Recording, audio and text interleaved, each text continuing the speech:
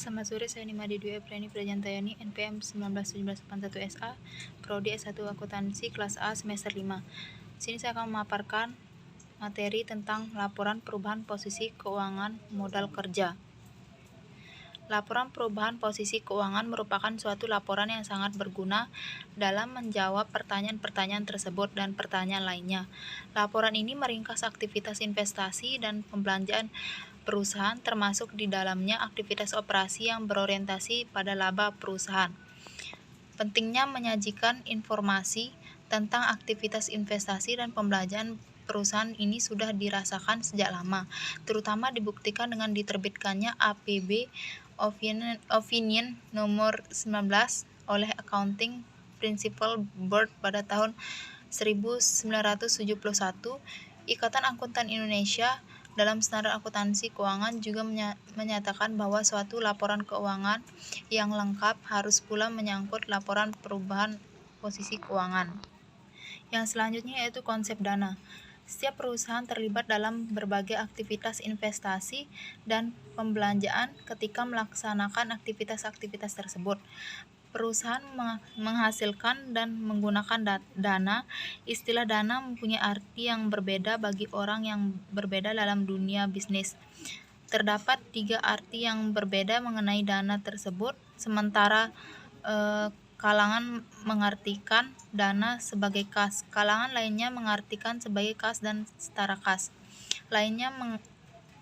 Kas lainnya mengartikan dana sebagai modal kerja. Modal kerja sendiri dapat didefinisikan sebagai total aktiva lancar atau gross working capital atau selisih antara aktiva lancar dan utang lancar atau net working capital.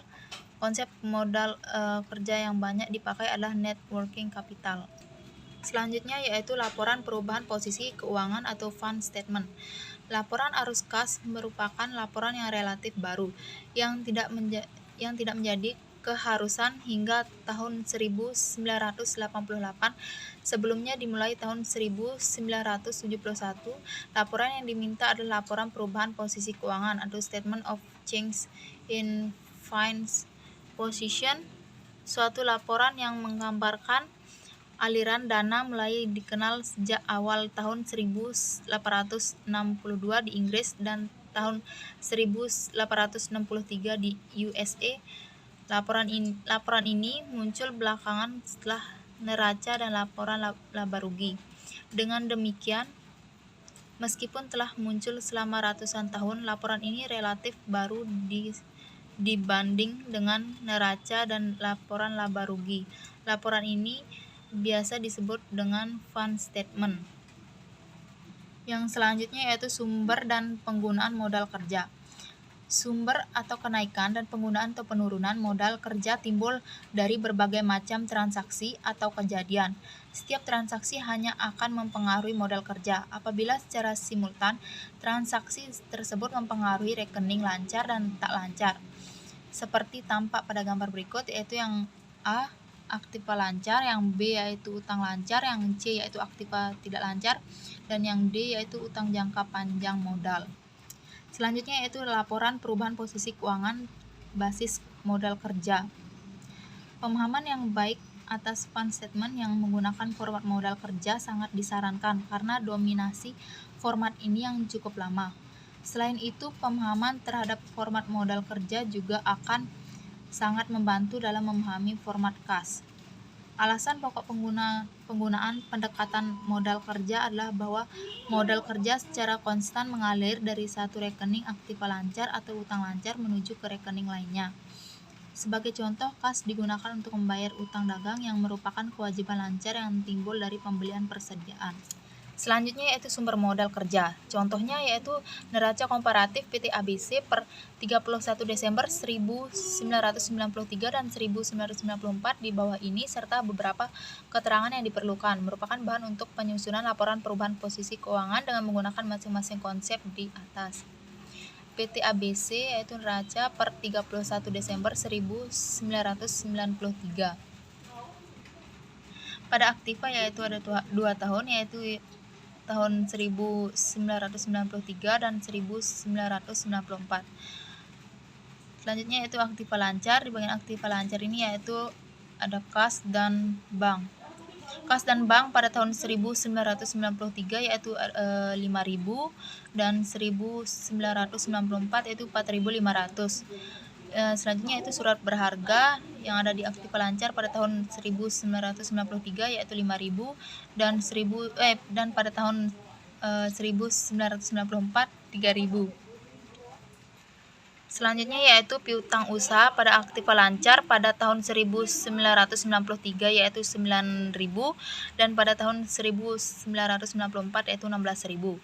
Persediaan pada aktiva lancar yaitu pada tahun 1993 yaitu 14.000 dan 1994 yaitu ada 17.500. Biaya yang dibayar di muka yaitu pada aktiva lancar pada tahun 1993 yaitu ada 1.000 dan pada tahun 1994 yaitu ada 500. Sehingga total aktiva lancarnya yaitu pada tahun 1993 yaitu ada 34.000 dan pada tahun 1994 yaitu ada 41.500. Bagian pasiva yaitu ada 2 tahun yaitu tahun 1993 dan 1994. Di bagian utang lancar yaitu ada utang usaha. Utang usaha pada tahun 1993 yaitu ada 8.000 dan pada tahun 1994 yaitu ada 12.000. Biaya yang masih harus dibayar yaitu pada tahun 1993 ada 1.000 dan pada tahun 1994 itu ada 1.500. Total utang lancarnya yaitu pada tahun 1993 yaitu ada 9.000 dan pada tahun 1994 yaitu ada 13.500. Pinjaman jangka panjang yaitu pada tahun 1993 yaitu ada 10.000 dan pada tahun 1994 yaitu ada 8.000. Lanjutannya yaitu pada aktiva tetap yaitu ada tanah. Tanah pada tahun 1993 yaitu ada 6.200 dan pada tahun 1994 yaitu ada 16.200. Sedangkan bangunan akumulasi pada tahun 1993 yaitu ada 7.000 dan pada tahun 1994 yaitu ada 16.000. Selanjutnya yaitu akumulasi penyusutan pada tahun 1993 yaitu ada 3.000 dan pada tahun 1994 yaitu ada 4.200. Hasilnya yaitu pada tahun 1993 4.000 dan pada tahun 1994 ada 11.800. Selanjutnya peralatan dan kendaraan pada tahun 1993 yaitu ada 6.300 dan pada tahun 1994 ada 14.000. Selanjutnya akumulasi penyusutan pada tahun 1993 ada 2.400 dan pada tahun 1994 yaitu ada 4.400. Total aktiva tetap pada tahun 1993 yaitu ada 14.100 dan pada tahun 1994 yaitu ada 37.600. Total aktivanya yaitu pada tahun 1993 yaitu ada 48.100 dan pada tahun 1994 yaitu ada 79.100. Selanjutnya yaitu modal. Selanjutnya modal saham preferen yaitu pada tahun 1993 yaitu 0 dan 1994 yaitu 10.000. Selanjutnya saham biasa pada tahun 1993 yaitu 24.000 dan pada tahun 1994 yaitu 35.000. Laba ditahan yaitu pada tahun 1993 yaitu 5.100 dan pada tahun 1994 yaitu 12.600. laba modal yaitu pada tahun 1993 yaitu ada 29.100 dan pada tahun 1994 yaitu ada 57.600. Total pasifanya yaitu pada tahun 1993 yaitu ada 48.100 dan pada tahun 1994 itu ada 79.100. Selanjutnya dana sebagai modal kerja bersih. Dengan menggunakan konsep modal kerja ini, maka untuk menyusun laporan perubahan posisi keuangan yang dianalisis adalah modal kerjanya. Langkah dalam penyusunan laporan perubahan posisi keuangan adalah sebagai berikut. Yang pertama, bandingkan dua neraca. Yang kedua, analisis sektor tidak lancar dengan meneliti mana yang merupakan sumber dana dan mana yang merupakan penggunaan dana. Yang ketiga, penyesuaian yang diperlukan. Sumber dan penggunaan dana dengan konsep modal kerja bersih sebagai berikut. Bagian sumber dana yaitu ada yang pertama laba, yang kedua penyusutan, yang ketiga penjualan aktiva tetap, yang keempat penjualan saham baru, yang kelima penambahan utang jangka panjang. Pada bagian penggunaan dana yaitu yang pertama rugi, yang kedua dividen, yang ketiga pembelian aktiva tetap, yang keempat penarikan saham yang beredar, yang kelima pelunasan utang jangka panjang. Selanjutnya yaitu contohnya pada PT ABC laporan perubahan posisi keuangan untuk tahun yang berakhir 31 Desember 1994 yaitu sumber dana. Yang pertama dana kegiatan usaha yaitu ada laba di sini yaitu 17.500 dan penyusutan yaitu 3.200 sehingga totalnya itu 20.700. Yang kedua penjualan saham biasa yaitu ada 11.000. Lanjutannya sehingga pada jumlah sumber dana yaitu 31.700. Selanjutnya penggunaan dana yaitu ada 4. Yang pertama penambahan ruangan bangunan yaitu sebesar 9.000. Yang kedua pembelian kendaraan dan peralatan yaitu sebesar 7.700. Yang ketiga yaitu pelunasan pinjaman jangka panjang yaitu sebesar 2.000.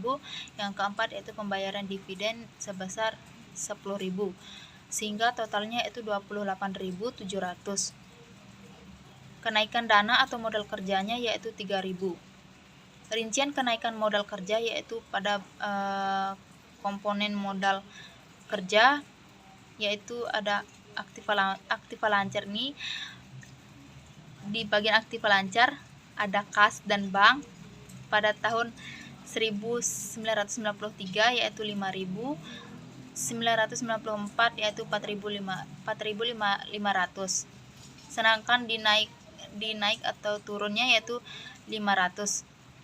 Yang selanjutnya yaitu surat-surat berharga pada tahun 1993 yaitu ada 5.000, pada tahun 1994 yaitu ada 3.000. Dan pada naik atau turunnya yaitu 2.000. Selanjutnya yaitu piutang usaha pada tahun 1993 yaitu sebesar 9.000, pada tahun 1994 yaitu sebesar 16.000 dan pada naik atau turunnya yaitu sebesar 7.000. Selanjutnya yaitu persediaan di sini pada tahun 1993 yaitu sebesar 14.000. Pada tahun 1994 itu sebesar 17.500. Sedangkan pada naik atau turunnya yaitu sebesar 3.500. Selanjutnya biaya yang dibayar di muka yaitu pada tahun 1993 yaitu sebesar 1.000, pada tahun 1994 yaitu sebesar 500. Pada naik atau turunnya yaitu sebesar 500. Sehingga totalnya yaitu pada tahun 1993 yaitu 34.000, pada tahun 1994 yaitu sebesar 41.500 dan pada naik atau turunnya yaitu sebesar 7.500. Utang lancar yaitu ada 2 yaitu utang usaha. Utang usaha pada tahun 1993 ini yaitu sebesar 8.000 dan pada tahun 1994 ini ada 12.000 dan pada naik atau turunnya yaitu sebesar 4.000. Selanjutnya yaitu biaya yang masih harus dibayar yaitu pada tahun 1993 yaitu ada 1.000 dan pada tahun 1994 sebesar 1.500, dan pada naik atau turunnya yaitu sebesar 500. Sehingga total pada tahun 1993 yaitu ada 9.000, dan pada tahun 1994 yaitu ada 13.500, dan naik atau turunnya yaitu sebesar 4.500. Total selanjutnya yaitu pada tahun 1993 yaitu ada 25.000, tahun 1994 itu ada 28.000, dan naik atau turunnya yaitu sebesar 3.000. Selanjutnya yaitu dana sebagai kas. Dengan menggunakan konsep kas, maka akan dilihat semua perubahan komponen neraca yang akan menyebabkan perubahan kas. Langkah-langkah dalam analisis ini sama dengan analisis modal kerja bersih. Perbedaannya hanya pada sumber dan penggunaan kas. Dana sebagai kas di sini mempunyai unsur-unsur yang merupakan sumber dan penggunaan kas. Dalam konsep kas adalah sebagai berikut. Bagian sumber dananya yaitu dibagi menjadi 7, yaitu yang pertama laba, yang kedua penyusutan, yang ketiga penjualan aktiva tetap, yang keempat tambahan utang jangka panjang, yang kelima tambahan modal saham, yang keenam tambahan utang jangka pendek, yang ketujuh penurunan atau pencarian aktiva selain kas dan bank. Yang selanjutnya itu pada penggunaan dana dibagi menjadi 7, yaitu yang pertama rugi, yang kedua dividen, yang ketiga pembelian, yang keempat pelunasan utang jangka, yang kelima penurunan modal saham, yang keenam pelunasan utang jangka, yang ketujuh tambahan aktiva lancar kas bank. Selanjutnya yaitu contohnya pada PT ABC analisis arus kas yang berakhir pada 31 Desember 1994. Kas dari usaha yaitu ada 2, yang pertama labanya yaitu 17.500, yang kedua penyusutan yaitu sebesar 3.200, sehingga totalnya yaitu 20.700. Selanjutnya yaitu kas dari dan untuk modal kerja. Yang pertama yaitu tambahan hutang usaha yaitu sebesar 4.000, yang kedua tambahan biaya yang masih harus dibayar yaitu sebesar 500, yang ketiga penurunan surat-surat berharga yaitu sebesar 2.000, dan yang keempat penurunan biaya yang dibayar di muka yaitu 500, sehingga totalnya yaitu 7.000. Untuk modal kerja yaitu ada 2, yaitu yang pertama tambahan persediaan yaitu di sini ada sebesar 3.500, dan yang kedua tambahan piutang yaitu sebesar 7.000, sehingga totalnya yaitu 10.500. Kas dari usaha dan modal kerja yaitu sebesar 3.500. Investasi di sini yaitu ada 2, yaitu yang pertama penambahan ruangan yaitu sebesar mohon maaf sebelumnya investasinya yaitu 17.200, yaitu ada 2, yaitu penambahan ruangan 9.000 dan penambahan kendaraan dan peralatan yaitu 7.700, sehingga totalnya yaitu 16.700. Selanjutnya kas sebelum pembiayaan di sini yaitu sebesar 500. Tambahan saham biasanya yaitu sebesar 11.000, dan penggunaannya di sini yaitu dibagi menjadi 2. Yang pertama dividen sebesar 10.000, dan yang kedua pelunasan pinjaman jangka panjang yaitu 2.000, sehingga totalnya yaitu 12.000. Kas turunnya yaitu sebesar 500 rupiah. Sekian dari saya, terima kasih.